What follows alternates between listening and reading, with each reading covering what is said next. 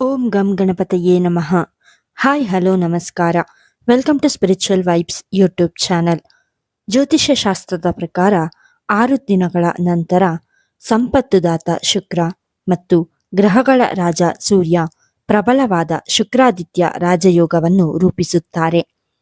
ಸಂಪತ್ತು, ಸಮೃದ್ಧಿ, ಪ್ರೀತಿ ಮತ್ತು ಪ್ರಣಯಕ್ಕೆ ಕಾರಕವಾದ ಗ್ರಹವಾದ ಶುಕ್ರನು ಮಕರ ರಾಶಿಯಲ್ಲಿ ಸಾಗುತ್ತಾನೆ. ಗ್ರಹಗಳ ರಾಜನಾದ ಸೂರ್ಯ ಕೂಡ ಮಕರ ರಾಶಿಯಲ್ಲಿ ಸಾಗುತ್ತಾನೆ. ಮಕರ ರಾಶಿಯಲ್ಲಿ ಸೂರ್ಯ ಮತ್ತು ಶನಿಯ ಸಂಯೋಗವು ಶುಕ್ರಾದಿತ್ಯ ರಾಜಯೋಗವನ್ನು ಸೃಷ್ಟಿಸುತ್ತದೆ. ಇದು ಕೆಲವು ರಾಶಿಗಳಿಗೆ ಸುವರ್ಣ ಅವಧಿಯ ಆರಂಭವನ್ನು ಸೂಚಿಸುತ್ತದೆ. ಇದು ಅಪಾರ ಸಂಪತ್ತು ವೃದ್ಧಿಯನ್ನು ತರಬಹುದು. ಆ ಲಕ್ಕಿ ರಾಶಿಗಳಾವವು ಎಂದು ಈ ವಿಡಿಯೋದಲ್ಲಿ ತಿಳಿಯೋಣ. ವೈದಿಕ ಜ್ಯೋತಿಷ್ಯ ಶಾಸ್ತ್ರದ ಪ್ರಕಾರ ಈ ವರ್ಷದ ಮಕರ ಸಂಕ್ರಾಂತಿಯನ್ನು ಜನವರಿ 14ರಂದು ಆಚರಿಸಲಾಗುತ್ತದೆ. ಈ ದಿನದಂದು ಸಂಪತ್ತಿನ ದಾತ ಶುಕ್ರ ಮತ್ತು ಗ್ರಹಗಳ ರಾಜ ಸೂರ್ಯ ಸಂಯೋಗಗೊಳ್ಳುತ್ತಾರೆ. ಈ ಸಂಯೋಗವು ಶನಿಯು ಆಳುವ ಮಕರ ರಾಶಿಯಲ್ಲಿ ಸಂಭವಿಸುತ್ತದೆ. ಇದು ಶುಕ್ರಾದಿತ್ಯ ರಾಜಯೋಗವನ್ನು ಸೃಷ್ಟಿಸುತ್ತದೆ.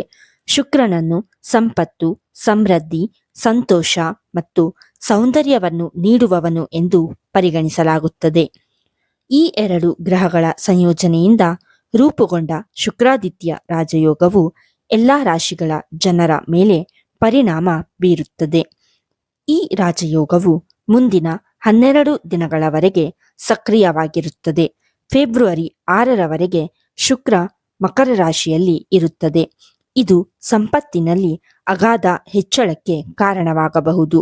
ಈ ಅದೃಷ್ಟ ರಾಶಿಚಕ್ರ ಚಿಹ್ನೆಗಳು ಯಾವುವು ಎಂದು ತಿಳಿಯುವ ಕುತೂಹಲ ನಿಮಗಿದ್ದರೆ ಈ ವಿಡಿಯೋವನ್ನು ತಪ್ಪದೆ ಕೊನೆಯವರೆಗೂ ನೋಡಿ. 1. ಮೇಷರಾಶಿ. ಶುಕ್ರಾದಿತ್ಯ ರಾಜಯೋಗದ ರಚನೆಯು ಮೇಷರಾಶಿಯವರಿಗೆ ಪ್ರಯೋಜನಕಾರಿ ಆಗಬಹುದು. ಈ ರಾಜಯೋಗವು ನಿಮ್ಮ ರಾಶಿಯಲ್ಲಿ ರೂಪುಗೊಳ್ಳುತ್ತದೆ. ಇದು ವೃತ್ತಿ ಮತ್ತು ವ್ಯವಹಾರಕ್ಕೆ ಸಂಬಂಧಿಸಿದೆ. ಆದ್ದರಿಂದ ಈ ಸಮಯದಲ್ಲಿ ಕೆಲಸ ಮತ್ತು ವ್ಯವಹಾರದಲ್ಲಿ ಪ್ರಗತಿಗೆ ಅವಕಾಶಗಳು ಇರುತ್ತವೆ. ಉದ್ಯೋಗದಲ್ಲಿರುವವರಿಗೆ ಬಡ್ತಿ ಸಿಗಬಹುದು. ಕೆಲಸದಲ್ಲಿ ಮೇಲಾಧಿಕಾರಿಗಳಿಂದ ಬೆಂಬಲ ಹೆಚ್ಚಾಗುತ್ತದೆ ಮತ್ತು ನಿಮ್ಮ ಪ್ರತಿಷ್ಠೆ ಹೆಚ್ಚಾಗುತ್ತದೆ. ಈ ಸಮಯದಲ್ಲಿ ಹೊಸ ವ್ಯಾಪಾರ ಅವಕಾಶಗಳು ಹೊರಹೊಮ್ಮುತ್ತವೆ ಮತ್ತು ನಿಮ್ಮ ಆರ್ಥಿಕ ಪರಿಸ್ಥಿತಿ ಬಲಗೊಳ್ಳುತ್ತದೆ. ಆತ್ಮವಿಶ್ವಾಸ ಹೆಚ್ಚಾಗುತ್ತದೆ ಮತ್ತು ದಿಟ್ಟ ನಿರ್ಧಾರಗಳು ಯಶಸ್ವಿಯಾಗುವ ಸಾಧ್ಯತೆಯಿದೆ. ಈ ಸಮಯದಲ್ಲಿ ನಿಮ್ಮ ತಂದೆಯೊಂದಿಗಿನ ನಿಮ್ಮ ಸಂಬಂಧವು ಸುಧಾರಿಸುತ್ತದೆ. 2. ವೃಷಭ ರಾಶಿ. ಶುಕ್ರಾದಿತ್ಯ ರಾಜಯೋಗದ ರಚನೆಯು ನಿಮಗೆ ಸಕಾರಾತ್ಮಕ ಬದಲಾವಣೆ ಆಗಬಹುದು. ಈ ರಾಜಯೋಗವು ನಿಮ್ಮ ರಾಶಿಚಕ್ರದ ಅದೃಷ್ಟದ ಮನೆಯಲ್ಲಿ ರೂಪುಗೊಳ್ಳುತ್ತಿದೆ.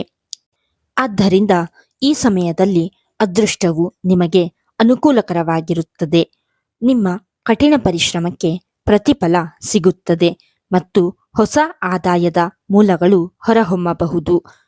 ನಾಯಕತ್ವ ಕೌಶಲ್ಯಗಳು ಸುಧಾರಿಸುತ್ತವೆ ಮತ್ತು ಕುಟುಂಬದಲ್ಲಿ ಶಾಂತಿ ಮತ್ತು ಸಂತೋಷವು ಮೇಲುಗೈ ಸಾಧಿಸುತ್ತದೆ. ನೀವು ಕೆಲಸ ಅಥವಾ ವ್ಯವಹಾರಕ್ಕೆ ಪ್ರಯಾಣಿಸಬಹುದು. ಸ್ಪರ್ಧಾತ್ಮಕ ವಿದ್ಯಾರ್ಥಿಗಳು ಪರೀಕ್ಷೆಯಲ್ಲಿ ಯಶಸ್ಸನ್ನು ಸಾಧಿಸಬಹುದು. 3. ಮಕರ ರಾಶಿ. ಶುಕ್ರಾದಿತ್ಯ ರಾಜಯೋಗದ ರಚನೆಯು ಮಕರ ರಾಶಿಯವರಿಗೆ ಒಳ್ಳೆಯ ದಿನಗಳನ್ನು ತರಬಹುದು. ಈ ರಾಜಯೋಗವು ನಿಮ್ಮ ರಾಶಿಚಕ್ರ ಚಿಹ್ನೆಯಲ್ಲಿ ಲಗ್ನ ಮನೆಯಲ್ಲಿ ರೂಪುಗೊಳ್ಳುತ್ತದೆ. ಇದು ನಿಮ್ಮ ಆತ್ಮವಿಶ್ವಾಸವನ್ನು ಹೆಚ್ಚಿಸುತ್ತದೆ. ಬಾಕಿ ಇರುವ ಕೆಲಸಗಳು ಪೂರ್ಣಗೊಳ್ಳುತ್ತವೆ ಮತ್ತು ನಿಮ್ಮ ಆರ್ಥಿಕ ಪರಿಸ್ಥಿತಿ ಸುಧಾರಿಸುತ್ತದೆ. ನಿಮ್ಮ ಕೆಲಸ ಅಥವಾ ವ್ಯವಹಾರದಲ್ಲಿ ಪ್ರಗತಿಗೆ ಅವಕಾಶಗಳು ಉದ್ಭವಿಸುತ್ತವೆ ಮತ್ತು ಕುಟುಂಬ ಸಂತೋಷವು ಮೇಲುಗೈ ಸಾಧಿಸುತ್ತದೆ. ಈ ಸಮಯದಲ್ಲಿ ನಿಮ್ಮ ವೈವಾಹಿಕ ಜೀವನವು ಸಂತೋಷವಾಗಿರುತ್ತದೆ.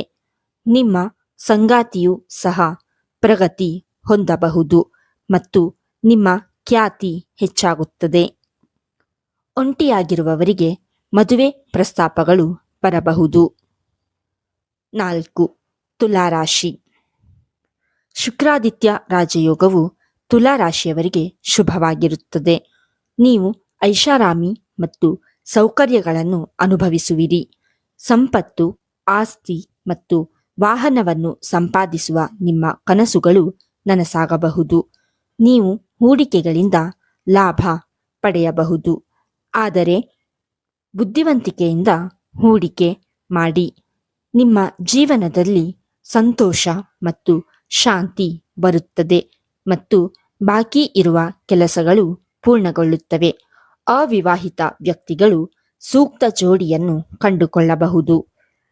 ಮೇಲೆ ಹೇಳಿರುವ 4 ರಾಶಿಗಳಾದ ಮೇಷ, ವೃಷಭ, ಮಕರ ಮತ್ತು ತುಲಾರಾಶಿಯವರಿಗೆ ಶುಕ್ರಾದಿತ್ಯ ರಾಜಯೋಗದಿಂದಾಗಿ ಜೀವನದಲ್ಲಿನ ಎಲ್ಲ ರೀತಿಯ ಸಮಸ್ಯೆಗಳಿಂದ ಮುಕ್ತರಾಗಿ ಸಂತೋಷದ ಕ್ಷಣಗಳನ್ನು ಅನುಭವಿಸುತ್ತಾರೆ. ಈ ವಿಡಿಯೋ ನಿಮಗೆ ಇಷ್ಟವಾಗಿದ್ದಲ್ಲಿ ಲೈಕ್ ಮಾಡಿ, ಶೇರ್ ಮಾಡಿ ಮತ್ತು ಕಮೆಂಟ್ ಮಾಡಿ. ಹಾಗೆಯೇ ಇನ್ನೂ ಹೆಚ್ಚಿನ ವಿಡಿಯೋಗಳಿಗಾಗಿ ನಮ್ಮ ಚಾನಲನ್ನು ಸಬ್ಸ್ಕ್ರೈಬ್ ಮಾಡಿ. ಧನ್ಯವಾದಗಳು.